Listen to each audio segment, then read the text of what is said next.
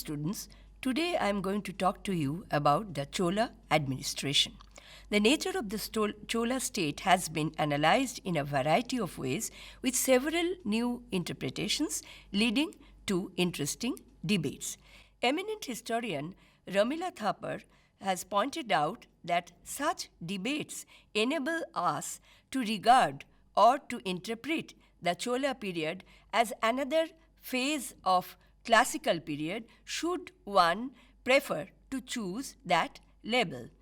Ramila Thapar further points out that the classicism of the Chola period drew less from political authority and more from the institutions which were established at this point of time, along with the articulation of various cultural forms. At one point of time, the Chola kingdom was described as a highly centralized state. In light of the recent researches which connect the nature of the state with social, economic, and political factors, a variety of interpretations have come up. In light of such interpretations, the nature of the Chola state has become the subject of new analysis and new discussions. Now, coming to the administrative structure of the Chola state. First, I'll talk to you about the form of the government. The Chola state was monarchical by nature, with the king heading the administration. The Chola monarchy was powerful and a symbol of prestige to the extent that the idols were bestowed with royal names. There are so many examples of installation and worship of images of the kings and the queens on a regular basis. The kings adopted such ornamental titles as Chakravarti, Devendran, Dantonga, Mudigant Chol, Gangaikant Chol, Perumal Adigal, that is a great one, and similar titles. The practice followed by the Chola kings to place the images of the kings and the queens in the temples for regular worship indicate a fact that they attached divine status to the royal house. Various Chola inscriptions point out to the description of the king. He had to be of good physical appearance, a conqueror, a warrior, a patron of art, architecture, and literature, a generous donor of land and gifts to the Brahmins as well as the temples, a protector of the Varnashrama Dharma, as well as a destroyer of the evil. Not only that, kingship in the Chola state was, of course, hereditary. Usually, the elder son followed in the footsteps of his father as a legal heir to the throne. But there are some instances found in the inscriptions of the Chola period which point out that in some cases the younger brother of the king was often selected as a legal heir to the throne on the basis of his achievements. Another interesting feature of this administrative system was that there was a practice of joint rule by the king and the crown prince.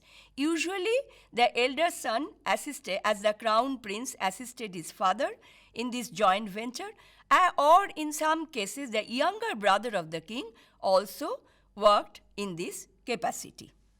The royal household was run on an elaborate and lavish scale, liberally patronized by the kings. The Rajguru and the Purohit, they were two important officials in their advisory capacities who were very close to the king, and their advices were considered both in temporal as well as in sacred cases. The Chola kings usually gave orders for the administration verbally or orally, which was recorded later on. In cases of certain contracts, when certain contracts were agreed upon, such contracts were attested by series of officials. Royal absolutism was put into check by the presence of such advisory bodies of administrators who always played an important role in the structure. The organization of the administrative staffs were divided into two ranks, the Perundanam and the Sirudanam. These offices tended to become hereditary in course of the time, and there was no categorical distinction between military and civil service. Regular royal tours were conducted to observe whether the administration was running properly or not. Payment for service was done by assignments of land, and specific contributions by the administrative officials were honored with titles. In this way, the Chola administration presented an unique combination of centralized body, as well as there was a parallel local autonomy, and each of these was run with a great degree of efficiency. The Chola monarchs gave due weightage to the opinion and advice of the feudatories or the Samantas. Smooth running of the administration depended on good relationship with these feudatories, as they occupied a large section of the kingdom. At the same time, any attempt on the part of the feudatories to exert excess power was duly curbed by the kings. For smooth running of the administration, the empire was divided into mandalams or provinces, usually 8 to 9 in number. There were also the Vala Nadus or the districts, the Nadus, the Kurams or Kotama, groups of villages. Occasionally, a very large village was given the status of a Taniyar. Such large villages were ruled independently within the Nadu. Villages as such formed the core or the basis of the local administrative system. The king had to take into account the opinion of the local autonomous administrative bodies like the Ur, the Nadu, the Sabha, the Mahasabha, and the Nagaram. Therefore, the Chola administration or the Chola monarchy had very little opportunity to become autocratic.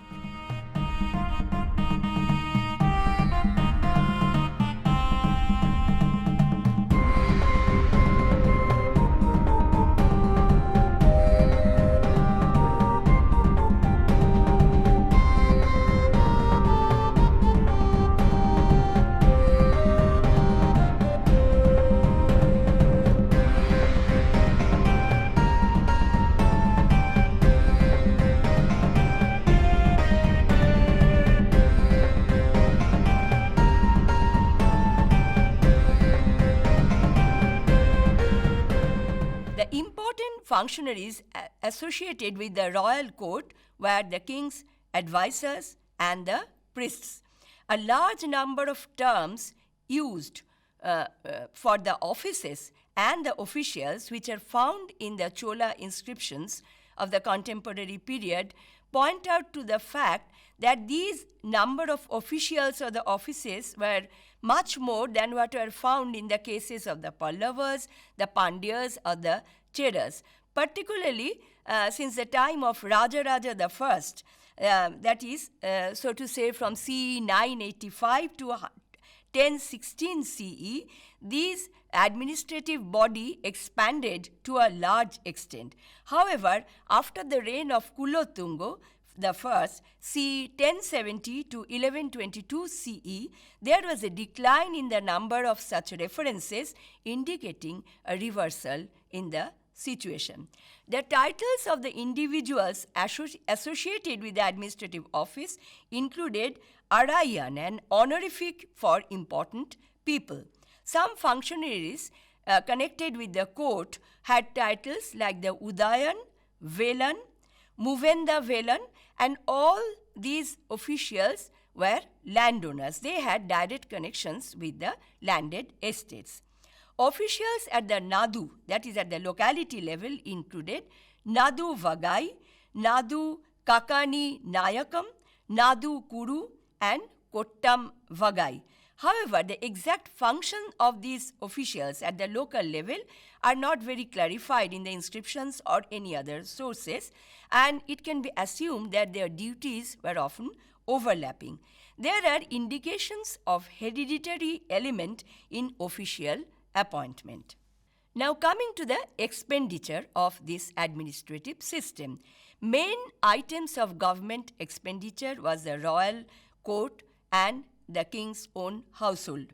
Besides, the army, the navy, the civil, administrative staff all had to be maintained, construction of roads, irrigation, construction of temples, and huge royal endowments involved a lot of expenditure.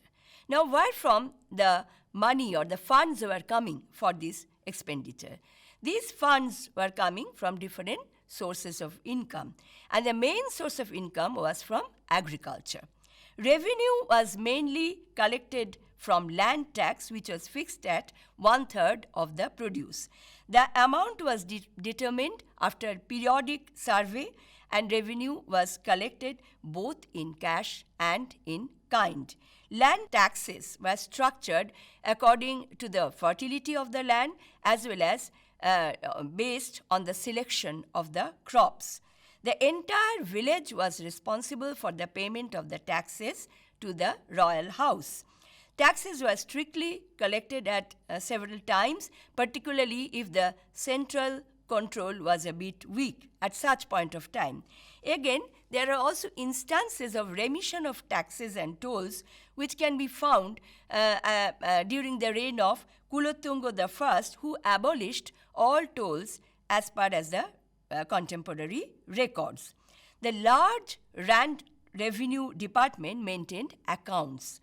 Assessment and collection of revenue was done by the administrative bodies like the Ur, Nadu, Shobha, Mahasabha, Nagaram, and sometimes by the local chieftains. The Cholas also initiated a massive land survey project. In the post-Rajaraja period, the revenue department came to be known as Puravu Van Tinakkailaram or Sri Karanam. Certain frequently occurring terms in the inscriptions give information of the dues levied upon the cultivators by the state. What were these terms? Number one, the ekoru, obligation of the cultivators or the villagers to provide food for the state or the government officials. Number two, muttayal or vetti, obligation to provide labor services. Number three, irai or kadan, early Chola period land revenue. Number four, Kadambai, the most important land revenue of the later Chola period. Antarayam, the rural tax collected in cash.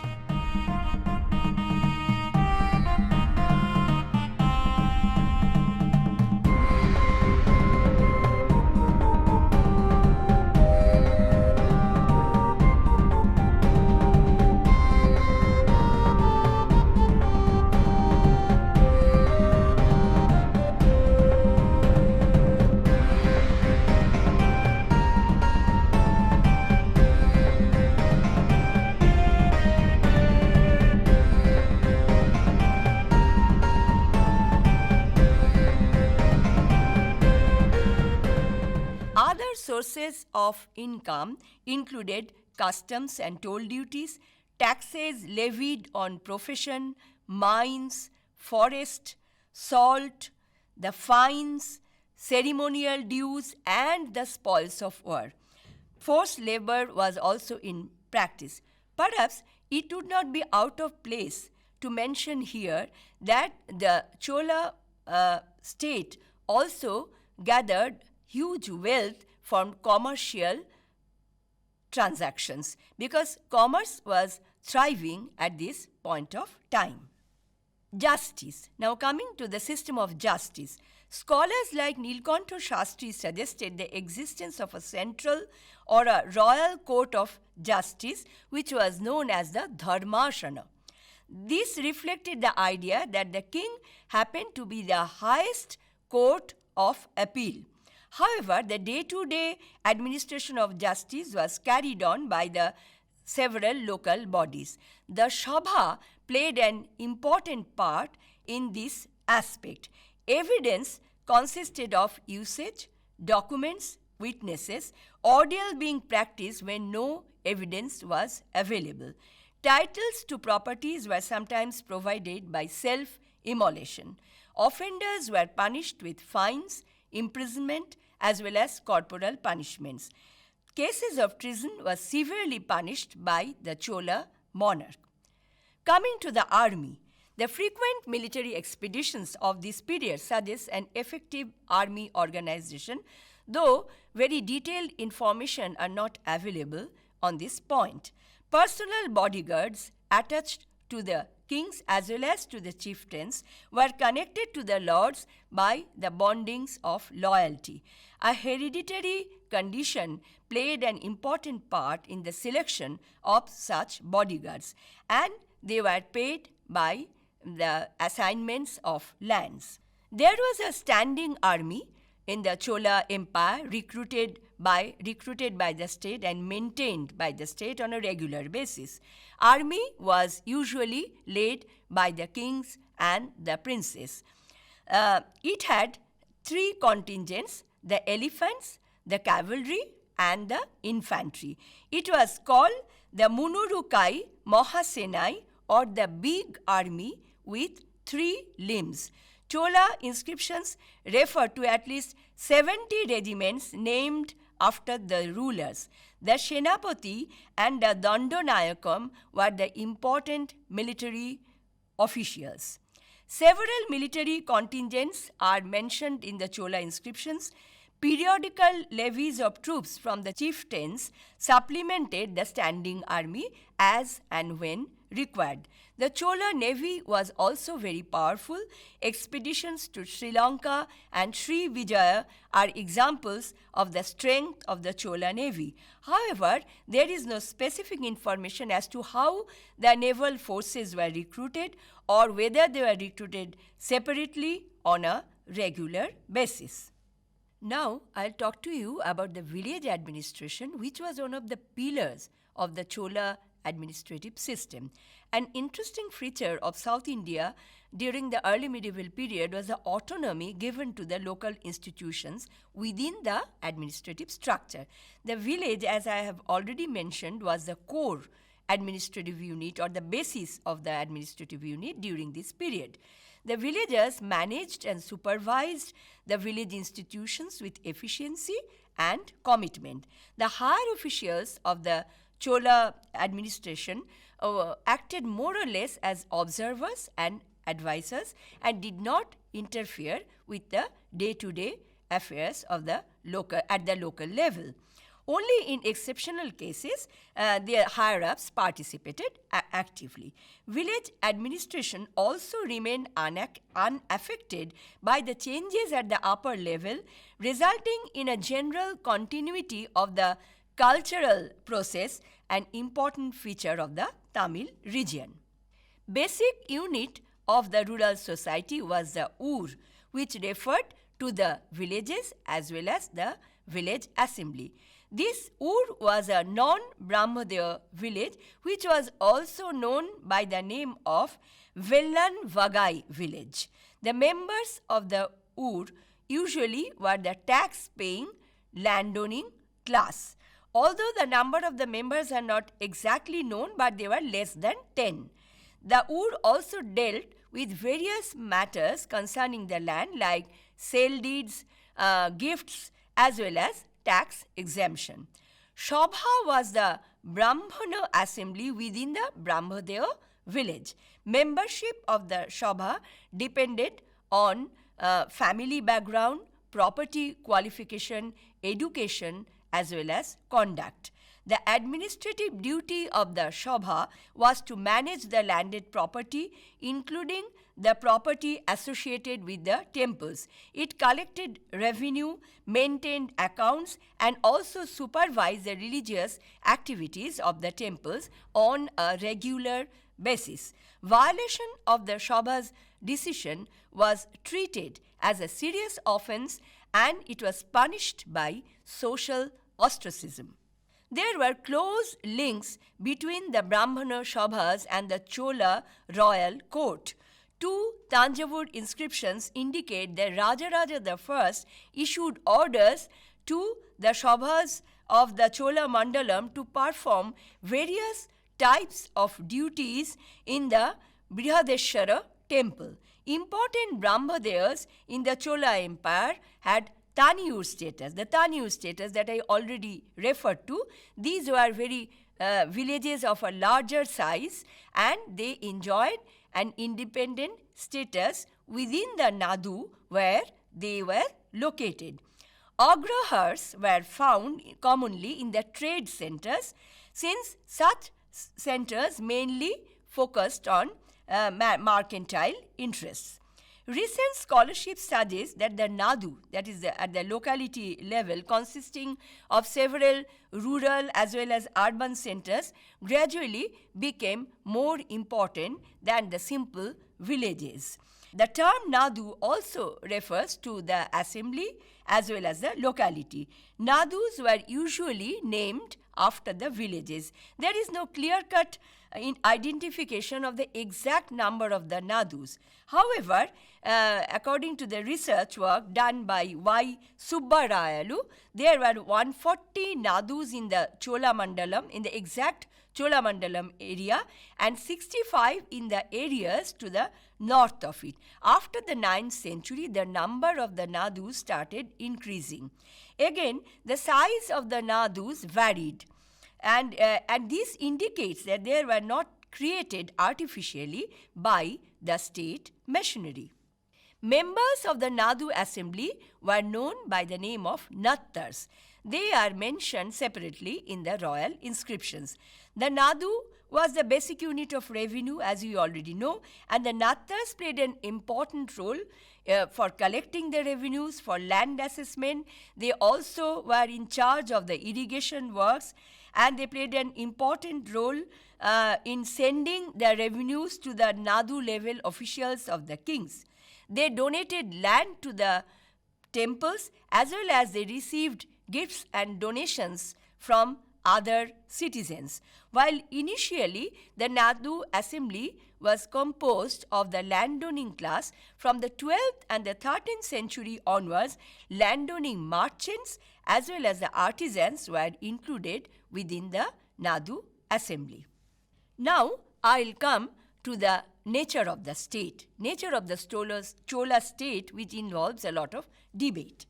In the writings of the pioneering scholars like Nilkantha Shastri, one can identify an effort towards glorification of the Chola state, which was portrayed as a centralized empire. Such interpretations had a kind of a nationalist fervor. However, the research work of Barton Stein has severely criticized the approach of these traditional scholars like Nilkantha Shastri, T. V. Mahalingam, or A. Appadurai. According to Barton Stein, such interpretations did not portray the state in the proper light, that is, in connection with society and economy. Barton Stein also referred to the fact that these traditional scholars, on one side, they glorified the centralized version of the state, and on the other hand, they eulogized the local autonomy at the village level, which were contradictory in the opinion of this scholar. The characterization of the state as such was not right according to Barton Stein. Barton Stein focused on the notion of sacred kingship, segmentary state, peasant society, and peasant state. The effective power of the king and their control over resources and the people were confined to the core area of the political centers, and beyond that, the kings were nothing but sacred ritual figures. Land revenue was collected from a very limited area, and according to Stein, the state depended on looting expeditions to fill in their treasury. The important role played by the Chola bureaucratic machinery to emphasize the control over the local level is not given due cognizance by Bartenstein. The existence of a standing army is also denied by Stein, who thinks that military power was distributed among the merchants, the artisans, and the peasants. Therefore, in Stein's opinion, the concept of a centralized Chola state is not acceptable in reality. It was only a segmentary state. Upinder Singh has very pertinently pointed out that perhaps the supreme power of the Chola state, as illustrated by the early scholars, were a bit exaggerated. But at the same time, the version that is provided by Bartenstein is also not beyond criticism. Stein ignores the enduring power and the military success of such states as the Chola dynasty, leveling kingship to be symbolically sacred only. Secondly, war and loot was definitely a part of the political system of early as well as early medieval India. But the persistence of empires like the Mauryas, the Guptas, or the Cholas indicate that they were definitely based on something beyond the sporadic looting expeditions. Administrative structure and revenue infrastructure did exist, and the state's ability to mobilize the people and the resources contributed towards sustenance of the military expeditions. In Upinder Singh's opinion, Stein confuses between effective political power and centralized control.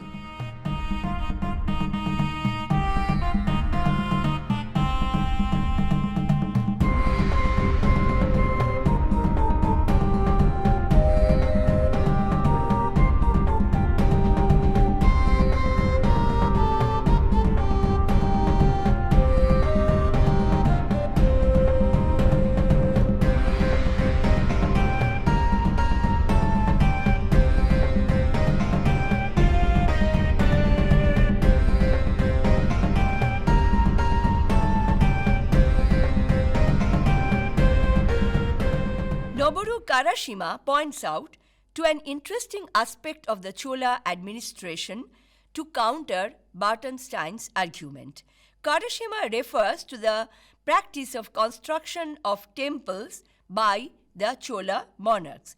The Shiva temple constructed by Rajaraja I in Tanjavur was a new type of temple. Here, Rajaraja enshrined a linga and named the linga after himself. The idol was Raja Rajeshwar. Through the construction of this temple, Rajaraja wanted to project his own greatness as well as the unchallenged prestige of the Chola state. Further, it displayed the political sovereignty of the monarch and not simply the symbolic sovereignty according to Bartenstein's theory.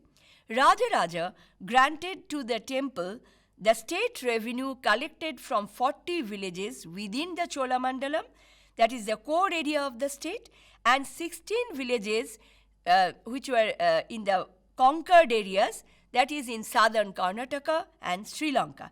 A king without political sovereignty or without proper command over the bureaucracy could never have done this. On the basis of research, Karashima thinks that the Chola state had a well-developed bureaucratic system for revenue collection as well as land assessment, and there are several inscriptions to support this viewpoint. Noboru Karashima, in his 1984 writings, indicates that several titles in Chola inscriptions refer to the administrative offices, and the Chola kings made certain efforts to centralize the system. This is further confirmed by the study of the tax terms by Y. Subbarayalu in 1982 and P. Shanmugam in 1987. James Heitzman's 1997 analysis of tax terms and functional titles of Chola inscriptions shows that although the early Chola state had elaborate administrative system, but since 1000 CE, a hierarchy of royal land revenue officials began to reach out thoroughly and systematically to the villages throughout the Chola Mandalam. So, all these authors are suggesting a well developed and a well organized bureaucratic system, particularly connected with the land revenue structure, which helped the entire political structure of the Chola state. Therefore, in the light of these recent researches, the theory of segmentary state has not been accepted entirely. At the same time, Nilkantha Shastri's characterization of the Chola state to be almost Byzantine in terms of royalty from the time of Raja Chola is also not beyond debate. Now, coming to the conclusion, the special feature of the Chola administration was the paramountcy of the monarchs as well as the parallel importance of the village administrative system. There was an unique combination, if one can identify, within a centralized structure where parallelly the local administrative system ran with full autonomy. This combination gave an uniqueness to the Chola state. The Chola state definitely experienced a well-developed revenue collection system at the locality level through the bureaucratic functionaries. This helped the sustenance of power and prestige of the state. Debates between several institutions regarding the nature of the Chola state, particularly between the traditional authors like Nilkantha Shastri and the segmentary theory of Bartenstein, has brought in new insights into the administrative system of the Chola Empire. It encourages the readers of this period of history to make an in-depth study and to explore new avenues in order to get a proper idea of the Chola administration. Thank you.